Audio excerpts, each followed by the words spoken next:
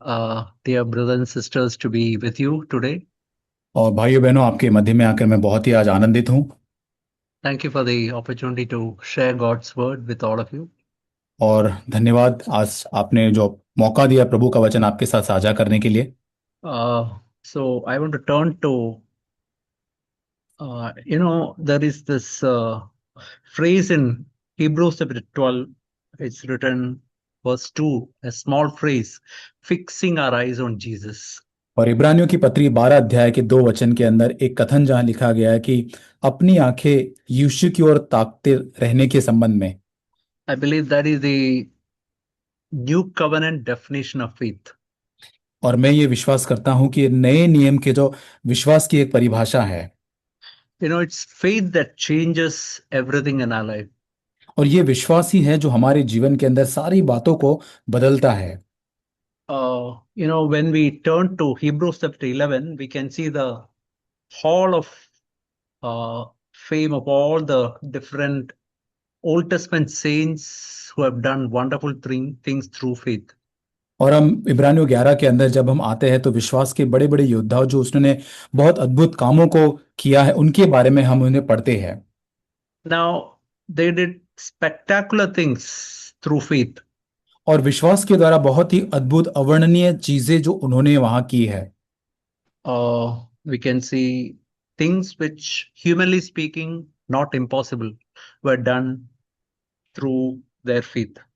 और ऐसी बातें जो मानवीय बुद्धि के अनुसार अगर हम देखने जाए तो असंभव बातें, वो बातें जो है उन्होंने की है। And now, when we come to chapter 11, verse 39, is written, all these having gained approval through their faith did not receive what was promised. और उसके 39 वचन में हम देखते 11:39 में, विश्वास ही के द्वारा इन सब बातों के विषय में अच्छी गवाही दी गई, उन्हें तो भी उन्हें प्रतिज्ञा की हुई वस्तु न मिली। So we see in that verse that we can gain approval of God only through our faith. और यहाँ पर हम देखते हैं कि परमेश्वर की पुष्टि या अप्रूवल जो है, सहमति, हम केवल परमेश्वर के उस विश्वास के द्वारा ही प्राप्त कर सकते हैं। But then it's written, they did not receive the promise. और उसके बाद लिखा गया कि जो प्रतिज्ञा कोई वस्तु है उन्हें न मिली। No, so we can say that. So we can say that even though they could achieve so many wonderful things through their faith, और ये हम देख सकते हैं कि they could not receive the promise. Certain promises they could not receive. और यहाँ तक विश्वास के द्वारा बहुत सारी अच्छी चीजें उन्होंने प्राप्त की, लेकिन कुछ ऐसी बातें जो उन्हें प्रतिज्ञा की हुई वस्तु उन्हें न मिली। So they did not have the promise of the new covenant. और नए नियम की वाचा की जो प्रतिज्ञा उनके पास नहीं थी। They never had the promise of Jesus. और यीशु मसीह का जो प्रतिज्ञा है वो उनके पास नहीं था। They also did not have the promise of Holy Spirit within them. और पवित्र आत्मा जो उनके भीतर रहने वाला है वो भी उनके पास वो प्रतिज्ञा नहीं थी। When we read this verse, in the margin is written, they did not receive the promise.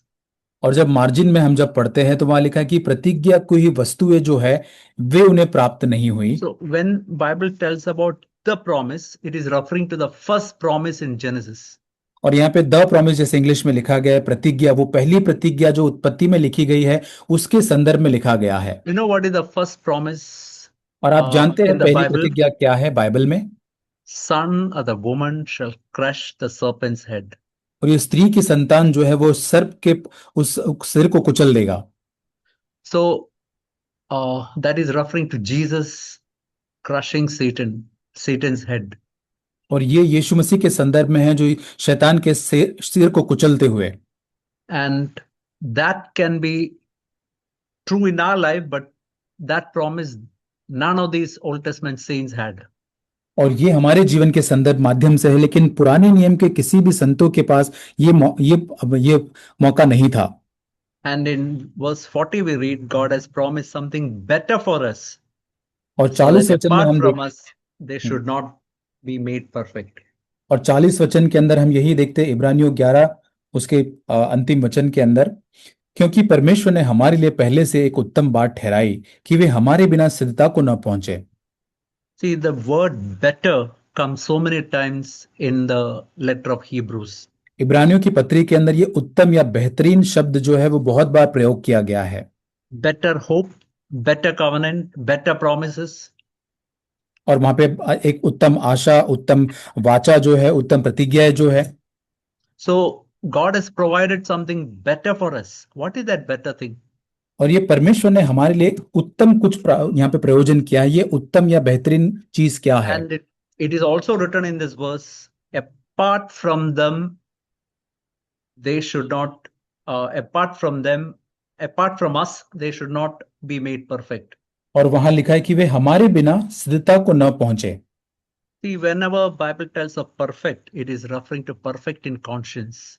और यहाँ पर जब कभी सिद्धता के बारे में बाइबल में लिखा गया है तो वो विवेक में शुद्ध होने के संदर्भ में है। So we can be today perfect in conscience. That means we can live with a clear conscience, not aware of anything evil in our life. और हम हमारे विवेक में कैसे शुद्ध हो सकते हैं? हम ऐसा जीवन जी सकते हैं कि हमारे विवेक के अंदर पूरी तरह से हम साफ रह सकते हैं। और Anything God convicts us, that we cleanse and remove from our life. कोई भी चीज जो परमेश्वर हमें बोध दिलाता है उसे हम पूरी तरह से साफ करके हमारे जीवन से दूर कर सकते हैं। So now when we come to chapter 12, it's written, therefore we are having a great cloud of witnesses surrounding us. और जब हम 12 अध्याय में आते हैं फिर वहां लिखा है पहले अध्याय में, जबकि गवाहों का ऐसा बड़ा बादल हमको घेरे हुए है। So just like in a stadium, so many people are watching the sports that is going on in a ground. All these Old Testament saints are today watching us running this marathon race. और जैसे एक stadium के अंदर बहुत सारे लोग जो होते हैं वहां पे मैदान में होने वाली बातों को देखते हैं, निहारते हैं, वैसे ही अब पुराने नियम के जो लोग हैं अब वो हमें निहारते हैं उस मैराथन दौड़ को। In verse 1 is written, there is a race that is set before us. और एक वचन में लिखा है कि दौड़ है जिसमें हमको दौड़ना है, हमारे सामने रखा हुआ है। It's not a short sprint. It's not a 100-meter race. और ये 100 मीटर की कोई छोटी दौड़ नहीं है। It is like in a marathon, 40 kilometers race. It's a long race for us. और ये एक तो मैराथन दौड़ के समान है जो 40 किलोमीटर की जैसी इतनी लंबी है। So just think that today Abraham is watching us, Moses is watching us, Elijah is watching us, Elisha is watching us, Isaiah is watching us. All of them are sitting in the gallery and watching us. और आज सोच के देखिए, मूसा है, एलिया है, Elisha, ये सारे नबी जो है उस स्टेडियम, उस गैलरी में से हमको देख रहे हैं। But there is, we can say there are two great problems for us. लेकिन आज हम देख सकते हैं दो मुख्य समस्याएं हमारे साथ है। And that is what is written in chapter 12 verse 1. और उसी को 12 अध्याय इब्रानियों के पहले वचन में लिखा गया है। So it's written, because all these people are watching us, let us lay aside every encumbrance, or we can say every weight, और यहाँ पे and the sin which easily entangles us, and let us run with endurance the race that is set before us. और जैसे यहाँ लिखा है कि ये सारे लोग जैसे हमको देख रहे हैं, हमको निहार रहे हैं, हमको घेरे हुए चारों तरफ से, हर एक रोकने वाले, इंग्लिश में लिखा है कि हर एक जो वजन है उन सारी बातों को दूर करके, दूसरा उलझाने वाले पापों को दूर करके, वह दौड़ जिसमें हमको दौड़ना है, हम धीरज से उसमें दौड़े। So we have got two big problems all of us are having in our life. और दो हमारे जीवन के अंदर, हम सभी के जीवन में दो मुख्य समस्याएं हमारे जीवन में है। And they are the two things written here. One is weights that we can carry in our life. और पहली चीज इंग्लिश में लिखा है कि जो जो जो भारी वजन हो, बोझ जो होते हैं, उसको जो हम साथ में लेकर चलते हैं। See, in NASB it's written encumbrance. In NKJV it's written about weights. So encumbrance is exactly same as some weight that we can carry. और एक दूसरे एनकेजी अनुवाद में जैसे लिखा है कि एक बोझ या एक कोई भारी भरकम चीज जो हम लेकर चल रहे हो, ऐसी चीज है। Do you think an athlete who is running, have you ever seen in his pocket or something a heavy weight? He tries to wear the lightest clothes possible. और क्या आपने कभी किसी दौड़वीर को देखा है कि उसकी जेब में या उसके शरीर में कोई भारी भरकम वजन लगाया हो? ऐसा नहीं होता। उसके शरीर में जितना हो सके हल्के से हल्का कपड़ा या पहनावा वो पहनता है। But the fact is that there are many born again believers who are trying to run this race carrying heavy weights in their life. लेकिन आज जो नए जन पाए हुए कई सारे विश्वासी, सत्य ये बात है कि आज भी अपने जीवन में कई सारे इन बोझों को और इन वजन को लेकर वो घूम जाते हैं।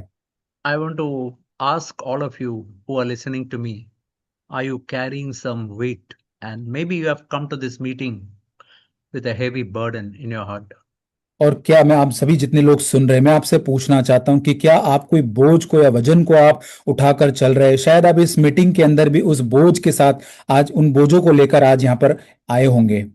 Maybe you are listening to this word, but the things that are going through your mind is, what about that problem that I'm facing in the workplace or maybe in my home? How it will ever will get solved? और हम यहाँ पर वचन सुनते सुनते इस बात को सोच रहे होंगे कि कैसे मेरे घर के अंदर, मेरे ऑफिस के अंदर जो समस्या है, कैसे उनका समाधान होगा उसमें से। See, somebody said like this, that many born again Christians from Monday to Saturday, they are carrying heavy weights.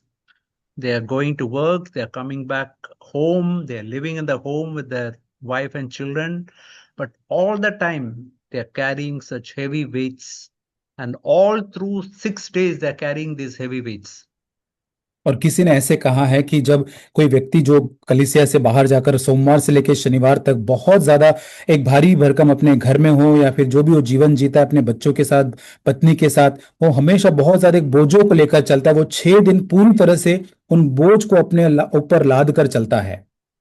And on Sunday when they come to the church, they lay aside all the weights at the door entrance of the meeting. They come inside, they praise and worship the Lord for 3-4 hours. They fellowship with all the other brothers. And when they go back, they are faithful to carry that load of luggage at the entrance, which they have put down, and they are carrying those weights for the next 6 days.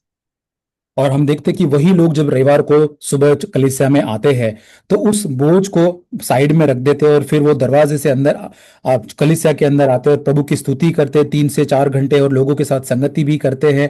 और फिर जब वो वापस लौटते हैं तो विश्वास योग्यता के साथ अपने जो बोझ बाहर छोड़कर आए थे उन्हें वापस लेकर जाकर 6 दिन उन्हीं बोझों को लाद कर चलते हैं। And to carry these weights for the next 6 days and to do exactly the same thing next Sunday also. और यही 6 दिन वही बोझों को लाद कर चलते रहते हैं और फिर वापस रविवार को आकर वही चीज वो वापस दोबारा करते हैं। So what are some of these weights people carry? और ये सारे बोझ जो है या वजन जो है वो क्या है जो लोग लेकर चलते हैं? Can be job insecurity, it can be unemployment, it can be married life, it can be how to get children get married. ये हो सकता है कि काम के संबंध में हो सकता है, जो अनिश्चितता है काम की जगह पर हो सकती है या काम नहीं, उसके बारे में बोझ हो सकता है, शादी के संबंध में, बच्चों के बारे में या जिनका विवाह नहीं हो रहा, ये सारी चीजें बोझ हो सकता है। It can be your wife can be a burden, your husband can be a burden to you. और एक पत्नी है या पति है वो भी आपके लिए एक बोझ हो सकता है। Your children can be a burden to you. आपके बच्चे आपके लिए बोझ हो सकते हैं। Mobile addiction can be a burden. Friendships of the world can be a burden. और मोबाइल का लत जो है या दुनिया की संसार का जो मित्रता है वो आपके लिए एक बोझ हो सकता है। But when we come to Hebrews chapter 12 verse 1, it's written, lay aside all these weights. और जैसे हम इब्रानियों 12 अध्याय के 1 वचन में आते हैं कि ये सारे जो बोझ से दबी हुई बातें जो है जिसके हम लेकर चल रहे हैं उन्हें हम दूर करें। Now we can ask this question, Lord, how it's possible? How can I lay it aside? How can I really lay aside all these weights in my life? और हम प्रभु से पूछ सकते कि प्रभु मेरे जीवन के अंदर कैसे ये संभव हो सकता है, कैसे ये सारे बोझ जो लादे हुए हैं इन सबको मैं कैसे दूर कर सकता हूं?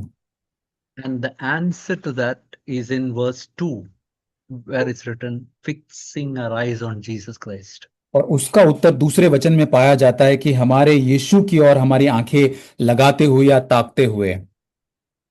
You know, what is the meaning of fixing our eyes on Jesus? और यीशु की ओर अपनी आंखें लगाना या उसकी ओर ताकते रहना, उसका अर्थ क्या है?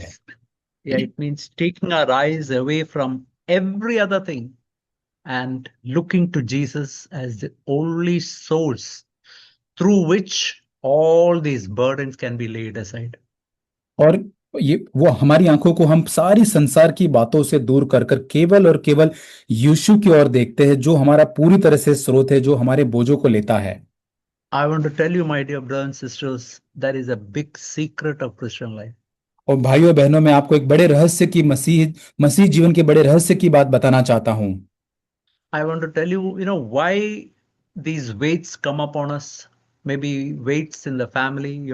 As I told you, your wife being a burden, husband being a burden, job being a burden, or different things in the world becoming a burden. The reason why all these God allows in our life is so that we can take our attention from all these things and we can fix our attention on Jesus.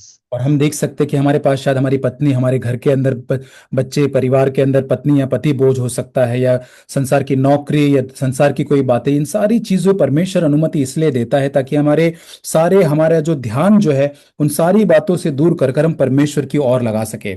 I want to tell you, my dear brothers and sisters, as long as you're fixing your eyes on your problems, whatever be it, it will only get increased. और जब तक आप अपनी आंखों को अपनी समस्या की ओर लगाते रहेंगे, ताकते रहेंगे, आपकी समस्या केवल बढ़ती ही जाएगी। The only solution for laying aside these weights is to turn your attention from these and to fix your eyes on Jesus. और केवल एकमात्र समाधान हमारे लिए यह है, इन सारे बोझों से अपनी आंखों को हटाकर यीशु जो विश्वास का करता है उसकी और अपनी आंखों को लगाना है। Think of that time when Jesus was on the boat with his disciples. He was sleeping in the boat with a pillow. और हम यीशु के बारे में देखें, जब चेलों के साथ नाव में जब जा रहा था और वो उस तकिए को लेकर उस नाव के अंदर सो रहा था उस नाव में। There was such a terrible wave and there was a terrible wind. The whole sea was terribly rough. और हम वहां देखते कि बहुत ज्यादा आंधी तूफान वहां पे चल रहे थे समुद्र के अंदर। And all the disciples were extremely afraid. They thought that was the last day of their life. और यहाँ पे जो सारे शिष्य बहुत ही अत्यंत भयभीत या डर गए थे, उनको लगा कि उनके जीवन का अंतिम दिन होने वाला है। But Jesus was there, sleeping in the midst of all this. लेकिन यीशु मसीह उनके बीच में था, इन सारी बातों के मध्य में बीच में वो सो रहा था। And they woke him up उसको and उठाते he हैं rebuked the sea and the waves. और उस समुद्र को यीशु मसीह उठकर डांटता है, उन आंधियों को डांटता है। And the whole situation became calm. और सारी जो परिस्थिति है पूरी तरह से शांत हो And the whole जाती है। city. I want to tell you, that's exactly the same thing we have to do today also. और मैं आपको कहना चाहता हूं कि आज भी उसी बात को हमें पूरी तरह से वैसे ही करना है। As long as we are fixing our attention on the waves and the wind and the rough sea, it is going to be more frustrating in our life. और जब तक हमारी आंखें उन आंधी तूफानों के ऊपर है, तब तक यदि हमारी आंखें उन्हीं पर हम लगाए रहेंगे तो हमारा जीवन परेशानी से और चिड़चिड़ेपन से भरा हुआ रहेगा। Just like they woke up Jesus, we have to wake up Jesus. We have to fix our eyes on Jesus and ask him, Lord Father, just like you calm that sea that day, you can calm this situation in my life today also. और उसी तरह से जैसे उन्होंने यीशु मसीह को उठाया, वैसे हमारी आंखों को यीशु मसीह की ओर हमको लगाना है। कहना है कि प्रभु, जैसे उस दिन प्रभु तूने उस समुद्र को पूरी तरह से शांत किया, वैसे मेरे जीवन के उन आंधी और तूफानों को तू शांत कर।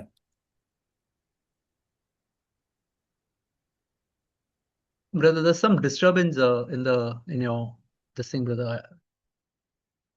Can you hear my voice properly, brother? Yes, brother, I can hear you. Hello, can you hear? Okay. So today also we have to do exactly the same thing, turning our eyes away from everything, fixing our eyes on Jesus. और आज भी हमें वही बात करने की आवश्यकता है। इन सारी परिस्थितियों से अपनी आंखें उठाकर यीशु की ओर अपनी आंखें हमें लगाना है। Now, the second problem that we face is, as is written in verse 12, the sin which so easily entangles us.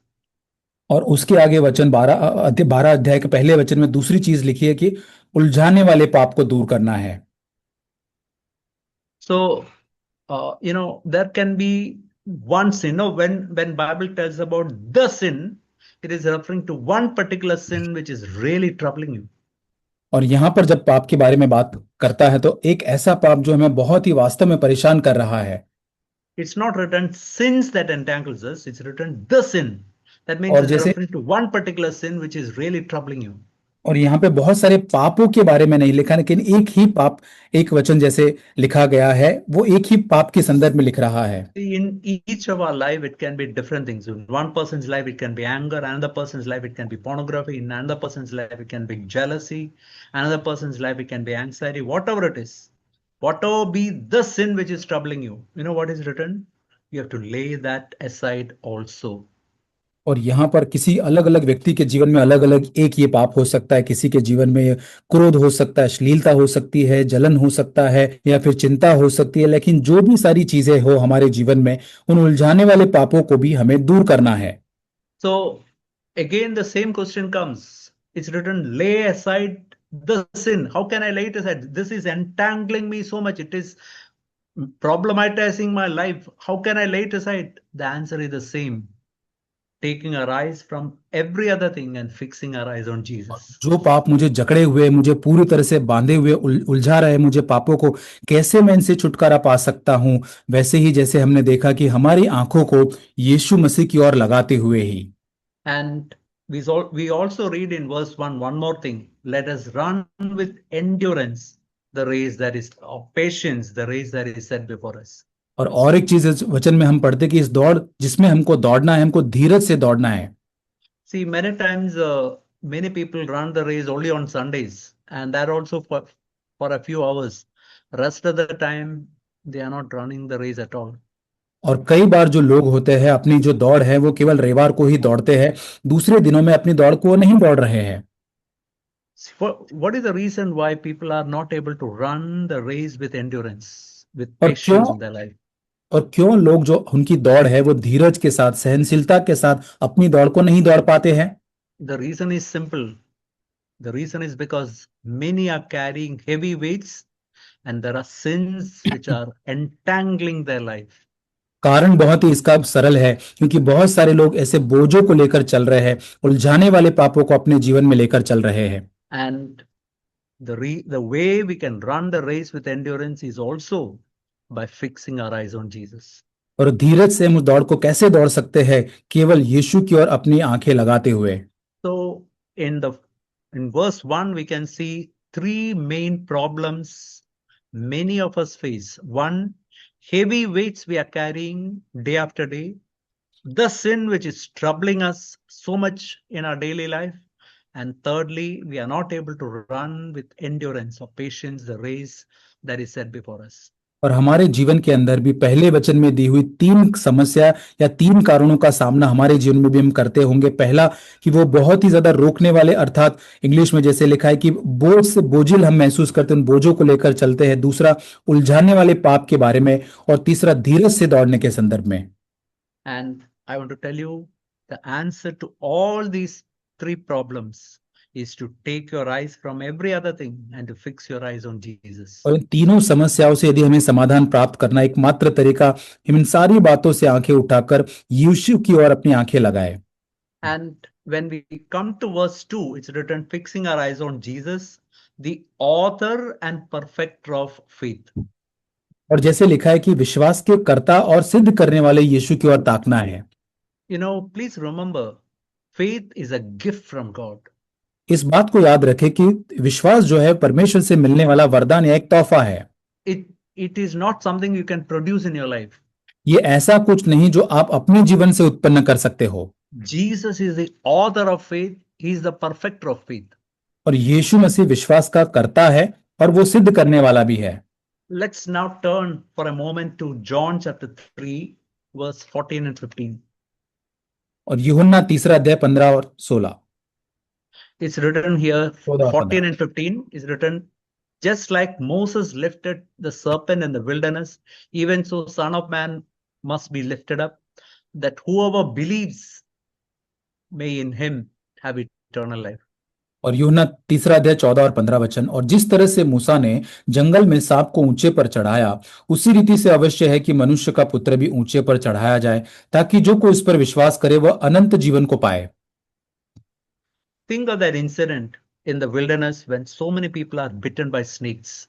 और उस मरुभूमि के उस चित्र को आप कल्पना करके देखिए कि बहुत लोग जब उस सांप सर्प के द्वारा काटे डसे गए थे, And then Moses lifted up a bronze serpent. और तब मूसा ने एक पीतल का जो ये जो सांप है उसको उसने ऊपर उठाया, And everyone who looked to that serpent, that bronze serpent, they उस got पीतल healed. The poison went out from their body and they got healed. जितने लोगों ने मूसा ने बनाया उस पीतल के सांप को देखा, तो उनके जीवन से पूरी तरह से, उनके शरीर में से वो जो जहर जो सांप का था पूरी तरह से दूर हो गया। Now we can ask this question: how did that happen? How that poison from their life went off? The और हम poison अपने which was killing them went off from their life. और ये प्रश्न हम पूछ सकते हैं कि जो जहर एक बार उनको पूरी तरह से मार रहा था, वो अब जीवन से, शरीर से कैसे दूर हो गया? It is simply by looking to that bronze serpent. और केवल बहुत ही सरल रीति से वो पूरी तरह से वो पीतल का जो सांप जो बनाया हुआ था उसकी ओर वो ताकते थे। And in verse 15 is written, whoever believes in him may have eternal life. और 16 वचन में जैसे लिखा, 15 में जैसे लिखा कि जो कर उस पर विश्वास करता है वह अनंत जीवन को प्राप्त करेगा। So we can see one great thing here. What is real faith? What is real belief? It is to look at, just like they looked at that bronze serpent, today we have to look at Jesus. और यहाँ पर वास्तविक विश्वास क्या है, यहाँ हम देख सकते जैसे उन लोगों ने उस सांप की ओर देखा, और वहां पर उसी रीति से हमारा विश्वास भी होना चाहिए। In the same way, all those people who were dying took their attention from every other thing, every other problem, their pain in their leg or pain in their body, and their the body which was just crumbling down. They took their eyes from every other thing, and as they looked at that bronze serpent, we also have to look today, fixing our eyes on Jesus, and then we also will have eternal life, God's life flowing to us. और जैसे Israeli लोगों ने, जैसे वो अपने दर्द के, शरीर के अंदर क्या दर्द है, कहाँ सांप ने डसा हुआ है, किस, अब वो ना देखते हुए केवल एकमात्र चीज उनको करनी थी कि उस सर्प जो पीतल का बनाया हुआ था उसकी ओर देखकर उनको चंगाई को प्राप्त करना था। वैसे ही हमें सारी बातों से अपनी नजरें हटाकर यीशु की ओर, अपने कर्ता की ओर अपनी नजरों को लगाना है, जिससे कि हम विश्वास करें और वह अनंत जीवन को प्राप्त करें। And as they looked into that serpent, their poison went off. As we look to Jesus, faith gets built up in our life. और जैसे वो सर्प की ओर देख रहे थे उनका पूरी तरह से जहर दूर हो गया, जैसे हम यीशु की ओर देखते हैं हमारा विश्वास और भी बनता या बढ़ता जाता है। I know that many of you are before you are born again, you knew that when the conviction of sin came, you looked to Jesus as the only source of help. और मैं जानता हूं कि हमें से saved from their sin and you got born again experience. और हम में से कई सारे उस नए जन्म पाने का हमने एक अनुभव प्राप्त किया, जब हम पूरी तरह से पाप में थे, उसकी ओर देखकर हमने पूरी तरह से वो यीशु, उस उद्धार को हमने प्राप्त किया यीशु से। And in the same way today also, for our burdens and for our sin, just like that day we look to Jesus, we have और हमारे today also we have बोझों to के लिए, fix our eyes on Jesus and run this race.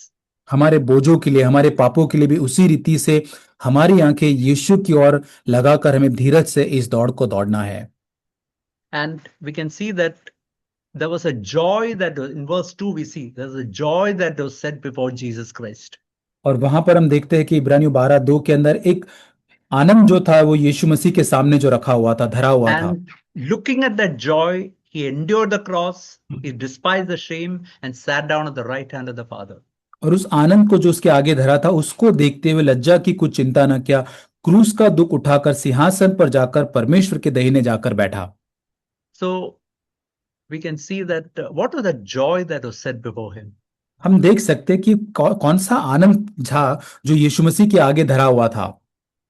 The joy was, we can say one joy was that he could have us as his children. That was indeed a joy that was there in his heart. और उसके हृदय में एक आनंद ये था कि हम उसकी संतान बन सके, उसके संग हो सके, ये आनंद उसके हृदय में था।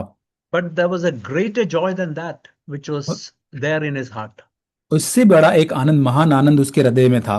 And we know that for 3 hours, he's going to lose that fellowship with the Father. और वो जानता 3 घंटे तक वो पिता के साथ अपनी संगति को खोने वाला है। And after that, after he has suffered hell for each one of us, he's going to come back to that fellowship with the Father.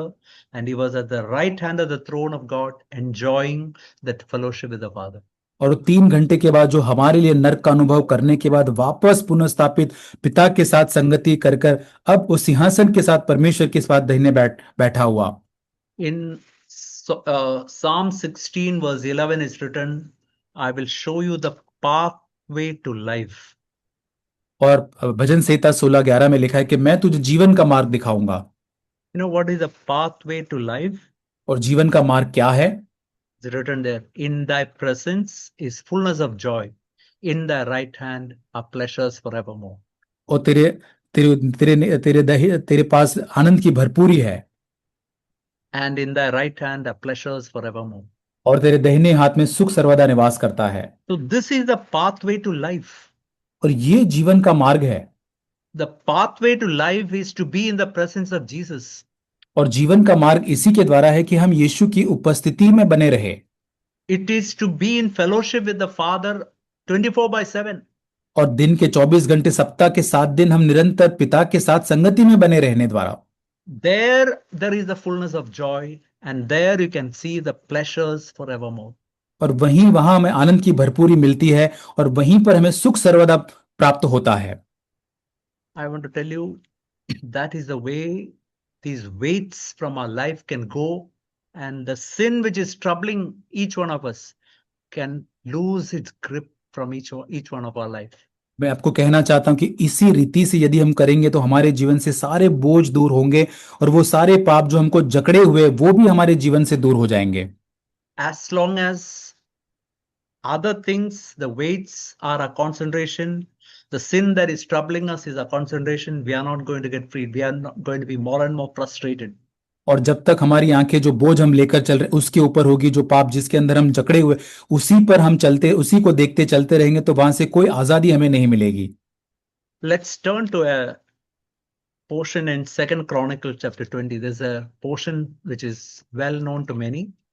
और दूसरा इतिहास उसका 20 अध्याय का वचन का भाग जो हम अक्सर इस वचन को जानते हैं। It's written of a time when Jehoshaphat was the king in Judea. ये तब की बात है जब यहूदिया प्रांत के अंदर यहोशापात राजा था। And 3 countries, sons of Moab, chapter 20 verse 1, 2 Chronicles 20 verse 1, sons of Moab, sons of Ammon, and some of the Menuites came to war against और ये Jehoshaphat. 3 जो शत्रु के राजा थे, 3 देश उसके ऊपर चढ़ाई करते। पहले वचन में लिखा है कि इसके बाद मोआबियों और अम्मोनियों ने और उनके साथ कई मुनियों ने युद्ध करने के लिए यहोशापात पर चढ़ाई की। And in verse 3 is written, Jehoshaphat was very afraid. He turned his attention to seek the Lord. और 3 वचन में लिखा है तब यहोशापात पूरी तरह से डर गया और परमेश्वर की खोज में लग गया। See, this can be our situation also. Seeing something in the world, seeing something in our job situation, maybe in our family, we are really afraid what is going to happen. और ये हमारे लिए भी हो सकता है, हमारे परिवार के अंदर, हमारे काम की जगह पर, संसार में कुछ हम ऐसा सामना करते हैं जिससे हम भी पूरी तरह से डर जाते हैं अब क्या होगा। And verse 6, we can see how he's praying, O Lord, the God of our fathers, art thou not God in the heavens, and art thou not the ruler over the kingdoms of the nations? Power and might are in thy hand, so that no one can stand against thee. और 6 वचन में देखिए कैसे वो प्रार्थना करता है कि हे हमारे पितरों के परमेश्वर, क्या तू स्वर्ग में परमेश्वर नहीं है, और क्या तू जाति जाति के सब राज्यों के ऊपर प्रभुता नहीं करता, और क्या तेरे हाथों में ऐसा बल और पराक्रम नहीं है कि तेरा सामना कोई नहीं कर सकता। And that prayer is still continuing. Because I don't have time, I'm not going to read all that, but let's turn to verse 12. और ये प्रार्थना उसकी जारी रहती है, समय के अभाव से हम वहां जाएंगे नहीं, लेकिन 12 वचन को देखें। We can see here, O our God, wilt thou not judge them? And now just think of these three things Jehoshaphat is telling. तो तीन We are बातें जो यहाँ पर वो powerless. कह रहा है। We are powerless before this great multitude. One. Second, we don't know what to do. Third, our eyes are on thee. और यहाँ पर देखते हैं कि तीन बातें कहता है कि हम पूरी तरह से असहाय इस भीड़ पर चढ़ाई करने के लिए। दूसरी बात कि हमें सूझ नहीं पड़ता कि हमें क्या करना है। और And तीसरी बात third, कि हमारी आंखें तेरी ओर लगी है। just think of these three statements, my dear brothers and sisters. You can also say exactly the same thing. Lord, seeing that problem, that weight, or maybe that sin, we are absolutely powerless before this terrible problem. और Okay, हमारे second. जीवन हमारे जीवन के अंदर भी यही हो सकता है कि जब हमारे जीवन के अंदर उन बोझों को हम जब देखते हैं, उन पापों को जब हम देखते हैं, इसी प्रकार हो सकता है कि प्रभु इसके ऊपर चढ़ाई करना, इस पर जीतना हमारे बस की बात नहीं है, हमारे सामर्थ्य में नहीं है। And we don't know what to do. We are और absolutely clueless what to do. और दूसरी बात की प्रभु हमें बिल्कुल भी सूझ नहीं पड़ता है कि हमको क्या करना चाहिए इस हालात में। But our eyes are on you. लेकिन हमारी आंखें केवल तेरी ओर लगी हुई है। And you know, something wonderful happened. We can see one prophet came and prophesied that they have to do absolutely nothing. We can see in verse 15, listen, O Judah and the inhabitants of Jerusalem and the king Jehoshaphat. Thus says the Lord, do not fear this, do not fear or be dismayed because of this great multitude, for the battle is not yours, but God's. और 15 वचन में तब लिखा है कि तब वो कहने लगा कि हे सब यहूदी, ये नबी आकर उससे कहता है कि हे सब यहूदिया, हे यरूशलेम के रहने वालों, हे राजा यहोशापात, तो सम ध्यान दो। परमेश्वर कहता है तुम इस बड़ी भीड़ से मत डरो, क्योंकि तुम्हारा मन कच्चा न हो, क्योंकि युद्ध तुम्हारा नहीं परमेश्वर का है। Verse 17, you need not have to fight in this battle. Stand, station yourself, stand and see the salvation of the Lord on your behalf. और 17 वचन, इस लड़ाई में तुम्हें लड़ना न होगा, हे यहूदा यरूशलेम, ठहरे रहना और खड़े रहकर परमेश्वर की ओर से अपना बचाव देखना। Do not fear or be dismayed. Tomorrow go out and face them, for the Lord is with you. मत डरो, तुम्हारा मन कच्चा न हो, कल उनका सामना करने को चलना और परमेश्वर तुम्हारे साथ रहेगा। You know how they went to the battle? They put, we can see in verse 21. और कैसे युद्ध में जाते हैं, Verse 20 22, वचन में। verse 22, when they began, they stationed those who are singing songs to the Lord in front of the army, and they gave thanks to the Lord for his loving kindness is everlasting. Verse 21 and verse 22, when they began to sing and praise the Lord set ambush against these Ammons and Moabites and Mount Seir, and the whole army got defeated. और हम देखते कैसे उनको विजय मिलता है 21 वचन से आगे की प्रजा के साथ सम्मति करके कितनों को ठहराया था, एक पवित्रता से शोभायमान होकर वे हथियार बंदों के आगे आगे चलते परमेश्वर के लिए गीत गाए, कहते हुए कि परमेश्वर का धन्यवाद करो, उसकी करुणा सदा की है। और ऐसे गाकर आकर आगे बढ़ते और परमेश्वर अम्मोनियों, मोआबी और सेर के पहाड़ी देशों के लोगों पर जो युद्ध करते थे उनको मार देता है। See, we can see one great secret to our Christian life. और When we are absolutely, yeah, मसीह जीवन का बहुत ही बड़ा रहस्य इन बात में हम देख पाते हैं। when we are absolutely clueless as to what to do, as just what Jehoshaphat did, we also have to do. Our eyes are on you. We have to fix our eyes on Jesus, turn our eyes from everything, fix our eyes on Jesus. And as we also worship him, praise him, thank him, and go to the battle, God will give us victory. और वैसे ही जब हमें नहीं समझ आता है कि प्रभु इस हालात में मुझे क्या करना चाहिए, इन हालातों में जैसे यहोशापात ने अपनी आंखें पूरी तरह से परमेश्वर की ओर लगाई, हमें भी परमेश्वर की ओर अपनी आंखें लगानी है, ताकि वो आगे बढ़कर हम जब उसकी स्तुति और धन्यवाद करेंगे, हमारे युद्धों और लड़ाइयों को वो लड़ेगा। We read this verse in Psalm 34 verse 5. They looked to him and were radiant, and their face shall never be ashamed. और भजन संहिता 34:5 में हम पढ़ते हैं कि जिन्होंने परमेश्वर की ओर दृष्टि की, उन्होंने ज्योति पाई और उनका मुंह कभी काला न होने पाया। Just think of that word. When you are fixing your attention on Jesus, you will become radiant. इस बात को सोच के देखिए, जब अपने ध्यान को, अपनी नजर को परमेश्वर की ओर जब लगाते हो, तो आप पूरी तरह से आप ज्योति को प्राप्त करते हो, प्रज्वलित हो जाते हो। We can see in Psalm 123 verse 1. और 123 भजन संहिता पहले वचन में हम देखते हैं, To thee I lift my eyes, O thou who art enthroned in heavens. इस स्वर्ग में विराजमान मैं अपनी आंखें तेरी ओर उठाता हूं। Can you do that, my dear brothers and sisters, in the midst of the problem that is happening in your family, or maybe in your workplace, maybe in your neighborhood? can you do this? What this verse says? Can you lift your eyes to Him, to one who is enthroned in heavens? और मेरे प्रिय भाइयों और बहनों, जब आपके जीवन के अंदर या आपके परिवार के अंदर, काम की जगह, आपके पड़ोस के बीच में आप किसी भी समस्या का जब आप सामना करते हो, तो क्या आप इस वचन में जो लिखा है, क्या आज आप ऐसा कर सकते हैं कि स्वर्ग में विराजमान परमेश्वर, मैं अपनी आंखें तेरी ओर केवल उठाता हूं?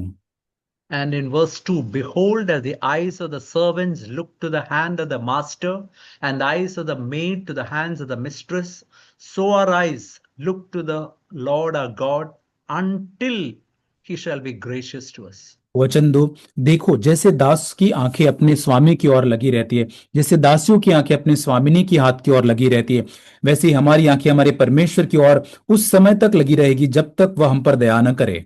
So just like we can say the servants are looking to the hand of the master, from the और master can we get some grace, can we get some help?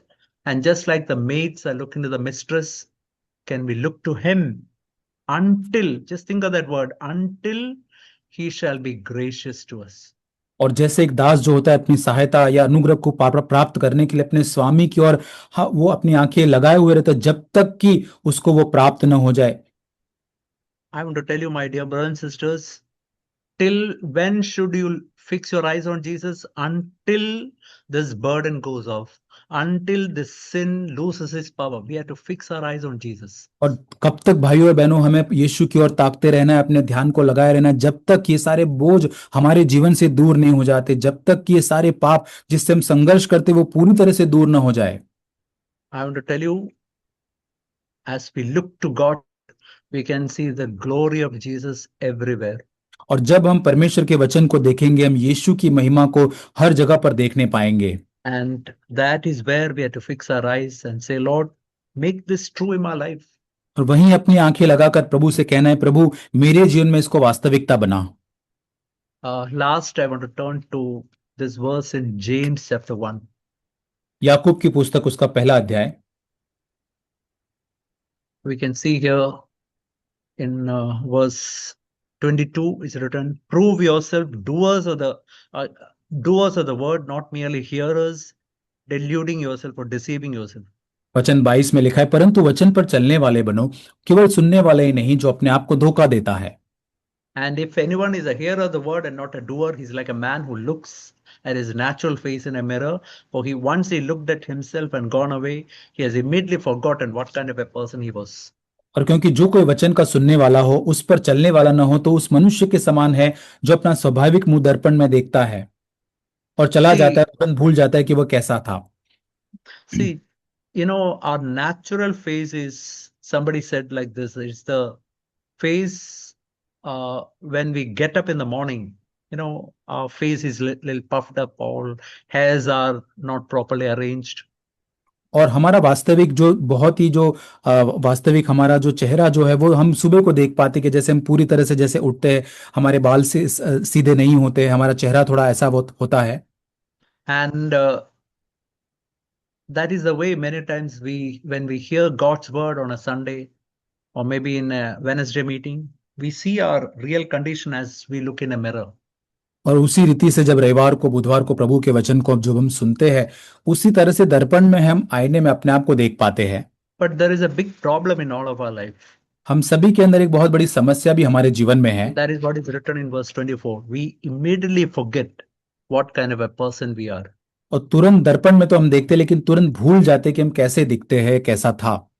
We see our real condition on a Sunday or a Wednesday or any other day, but next day we go out into the world, we immediately forget what kind of a person we are. We are all taken up with the problems and weights and the sin and all the other things, and we completely forget the words that we heard on Sunday. और रविवार को और बुधवार को वचन सुनने के बाद तो हम अपनी वास्तविक दर्पण में अपने आप की परिस्थिति, अपने जीवन को देख पाते, लेकिन तुरंत दूसरे दिन जब हम संसार का सामना करते, सारी बातों को हम अपने जीवन के अंदर भूल जाते कि क्या हम अपने आप को कैसे हम देखते थे दर्पण के अंदर, पहले कैसे देखा था। Now, what is the solution to that? तो इसका समाधान क्या है? I want to tell you, don't get condemned at the fact that you forget many of the things that you heard on a Sunday or on a Wednesday. और इससे आप बिल्कुल भी दंडित या दोषित महसूस न करें कि आप रविवार को या बुधवार को सुनी हुई बातें भूल जाते हैं, उस पर नहीं चल पाते हैं। That can happen to any one of us. ये किसी के साथ भी हो सकता है, That is not the important thing. और ये मुख्य बात नहीं है। But the most important thing is written in verse 25. लेकिन 25 वचन में बहुत ही मुख्य वचन लिखा हुआ है। It's written here, the one who looks intently at the perfect law, the law of liberty, and abides by it. और जो व्यक्ति स्वतंत्रता की सिद्ध व्यवस्था पर ध्यान करता रहता है। Just, what is the perfect law? ये सिद्ध व्यवस्था क्या है? There is only one perfect law, that is the life of Jesus. और ये सिद्ध व्यवस्था एकमात्र यीशु मसीह का जीवन है। It is Jesus, he is the only perfect law in the whole world. और पूरे संसार के अंदर यीशु मात्र ही सिद्ध व्यवस्था है। And what this verse tells is we have to intently look at him. और यहाँ पे जैसे लिखा है कि हमें पूरी तरह से आतुरता के साथ उसकी ओर देखना है।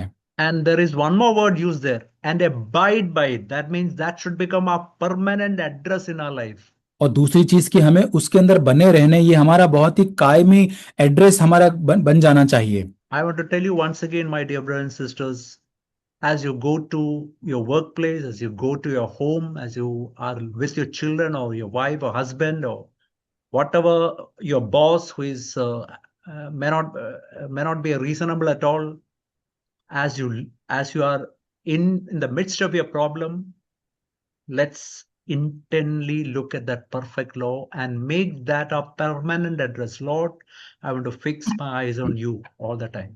और प्रिय भाइयों बहनों, मैं आपसे कहना चाहता हूं, आपके परिवार के अंदर कोई समस्या हो सकती है, आपके काम की जगह पर आपके बॉस जो हो सकते हैं कठोर हो सकते हैं, पड़ोस में आपके बच्चों या आपके पति पत्नी के संबंध में कोई समस्या हो सकती है, लेकिन जब तक हम अपनी आंखें सिद्ध व्यवस्था का जो स्थापक जो है यीशु मसीह की ओर हम लगाएंगे, तभी हम पूरी तरह से इन बातों से वो हमें पूरी तरह से इसको ऊपर उठाएगा। And abide by it means make that our permanent address. That means fixing our eyes on Jesus, looking at Jesus is my permanent address. यीशु जो सिद्ध व्यवस्था है उसकी ओर निरंतर ताकते रहना और उसको हमारा परमानेंट या कायमी एड्रेस बनाना, वहीं पर हमें बने रहना है। Such a person will not become a forgetful hearer, but he'll become an effectual doer, and this man will be blessed in what he does. और ऐसा व्यक्ति जो होगा कभी सुनकर भूलेगा नहीं, वो बहुत ही प्रभावशाली होगा और आशीष को प्राप्त करेगा। So a person who is making his permanent address, fixing his eyes on Jesus, he will not become a forgetful hearer. He will slowly, as day by day, he will become an effectual doer, and his life will be blessed. और यहाँ पर जो व्यक्ति सिद्ध व्यवस्था पर ध्यान करके यीशु की ओर अपनी ध्यान को लगाता है, वो व्यक्ति कभी भी सुनकर भूलने वाला नहीं होगा, लेकिन एक प्रभावशाली उस बातों को करने वाला वो होगा। See, I want to tell you one thing. See, just think of, with these two eyes, you are looking ahead. और मैं आपको कहना चाहता हूं, आपकी दो आंखों के द्वारा आप आगे की ओर देखते हो। Now, can you see your forehead? You cannot see that. Can you see your hairs? That you cannot see. Can you see your nose? Can you see your lips? None of this you can see. और अपनी आंखों से अपने जो माथा जो है, अपने बाल है, अपना नाक है या अपना जो होठ है, उन बातों को हम अपनी आंखों से नहीं देख पाते हैं। In the same way, when we look at Jesus, we take our eyes from all the other things. उसी रीति से जब हम यीशु की ओर अपनी आंखें उठाते हैं, तो उन सारी अन्य बातों से अपनी आंखों को उठाकर यीशु की ओर देखते हैं। When you look at Jesus, something else you begin to see. You know what is that? और जब हम यीशु की ओर देखने देखते हैं, तो और कुछ अन्य बात हम देखने लग जाते हैं। वो क्या है? His eyes are fixed on us. ये देखते हैं, ये देख पाते हैं कि उसकी आंखें हमारे ऊपर लगी हुई है। You know what is written in 2 Chronicles 16:9? और दूसरा इतिहास 16 and verse 9. उसका 9 वचन। I want to read like this. The eyes of the Lord move to and fro throughout the whole earth, that he may be, it's written, who he may strongly support whose hearts are completely his. I want to read like this. He is looking at those whose eyes are fixed on him in order to strongly support them. और यहाँ पर जैसे लिखा है कि परमेश्वर की आंखें पृथ्वी पर इसलिए फिरती रहती है कि जिसका मन उसकी ओर निष्कपट रहता है। मैं इस प्रकार पढ़ना चाहता हूँ, परमेश्वर उनकी ओर देखते रहता है पृथ्वी के ऊपर जो परमेश्वर की ओर अपनी आंखें लगाए हुए रहते हैं, ताकि उनकी वो बलवंत रीति से सहायता कर सके। So when your eyes are fixed on Jesus, God's eyes are also fixed on you in order to strongly support you in your spiritual life. और दूसरे शब्दों में, वैसे ही जब आपकी आंखें परमेश्वर की ओर लगी होती, तब परमेश्वर की भी आंखें आपकी ओर पूर्ण रूप से लगी रहती है, ताकि बड़ी मजबूती के साथ, सामर्थ्य के साथ वो आपकी सहायता कर सके। I want to tell you that is the truth which you will face in your life, provided you make this your permanent address to fix your eyes on Him. और ये सत्य जो आपके जीवन में आप सामना करेंगे, बजाय कि आप अपने जीवन में परमेश्वर को आप पूरी तरह से अपना कायमी एड्रेस बना ले। I want to read a quotation by Andrew Murray and stop. और एंड्रू मुरे के द्वारा एक कथन कहा गया, उसको मैं कहना चाहता हूं। Looking to Him always and in all. और पूरी तरह से हमेशा उसकी ओर देखते हुए और हर बातों में देखते हुए। In trial and trouble, in joy and prosperity. और पूरी तरह से परीक्षा के अंदर, आनंद के अंदर, संपन्नता के अंदर। In solitude, in business and in our daily life. और हमारे अकेलेपन में, हमारे व्यवसाय के अंदर, हमारे प्रतिदिन के जीवन के अंदर। Always looking to Jesus. हमेशा यीशु की ओर देखते रहते हुए। Looking to Him to hear what He speaks to and to do what He says and to follow where He leads. और वो सुनने के लिए वो क्या कहना चाहता है, कि वो उसको हम अनुसरण कर सके कि जो हमने सुना है। Looking to Him and His love till my heart burns with His love. और जब तक कि उस प्रेम को न मैं अपने जीवन के अंदर देख लूं कि मेरा मेरा हृदय भी उस प्रेम से पूरी तरह से ज्वलित हो जाए। Looking to Him till His eyes meets mine and I know He watches over me. और तब तक उसको देखना जब तक कि उसकी आंखें और मेरी आंखें एक न हो जाए, और ये देखते हुए कि वो मेरी ओर देखता है। Looking to Him to be changed to His likeness from glory to glory. और उसकी ओर देखते हुए ताकि महिमा से महिमा तक परिवर्तन हो सकूं। You know, now it's around 8:30. You know, when you look to the sky, you can see so many stars all over the sky. और 8:30 अभी बज चुके हैं। जब आप आकाश की ओर देखेंगे तो बहुत सारे तारा गण को आप देख पाएंगे। See that stars are a picture of different problems and weights a person carries. और ये तारे जो है वो एक हो सकता है कि बहुत एक व्यक्ति अलग अलग समस्याएं जो अपने जीवन में लेकर चलता है, उसके संकेत के रूप में हो सकता है। But you know what happens when 6 o'clock comes early morning? और The सुबह sun has 6 not बजे risen. और 6 बजे सुबह क्या होता है कि वो सूरज अभी उदय नहीं हुआ है, So sun is about to rise, but all the stars have already disappeared. और अभी तो सूरज उदय होने वाला है, और वहां पे सारे जो तारे जो है पूरी तरह से वहां से दूर हो चुके हैं। Once the sun comes up, not even one star is to be found. और जब सूर्य उदय होता है तब एक भी तारे को हम नहीं देख पाते हैं। Those stars are there, but they are not shining anymore. और तारे तो वहां पर है, लेकिन अब वो चमक नहीं रहे हैं। Just see this verse in Luke chapter 1. लूका पहला अध्याय, We can see verse 79 and 80. उसका 78 and 79. 78 और 79 वचन। Because, yeah, can you read, brother, to 78, 79? Look brother, look 1:77 और 1, 78, 79.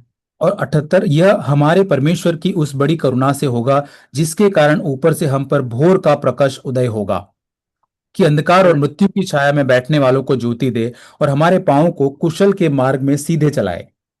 I want to tell you that is what should happen in each of our life. That sunrise should happen in our life. यही भाइयों बहनों हमारे जीवन के अंदर होता है कि एक सूर्य उदय हमारे जीवन में होता है। As long as sun is not risen, we are looking at these stars and sitting all the time. और जब तक हमारे जीवन में सूर्य उदय नहीं होता है तो हम इन तारे को, इन समस्याओं को देखते बैठे रहते हैं। Once sun has risen, we'll be fixing our eyes on the sun, that is Jesus Christ. और जब सूर्य उदय होगा जो यीशु मसीह, उसकी ओर हम हमारी आंखें लगाए रखेंगे। Those stars are all there in the sun, in the sky, but none of them are shining anymore. और वो तारे अभी भी वहीं पर है आकाश के अंदर, लेकिन अभी वो चमक नहीं रहे हैं। Let that be true in each of our life. और ये हमारे जीवन के अंदर सच और वास्तविकता बनने पाए।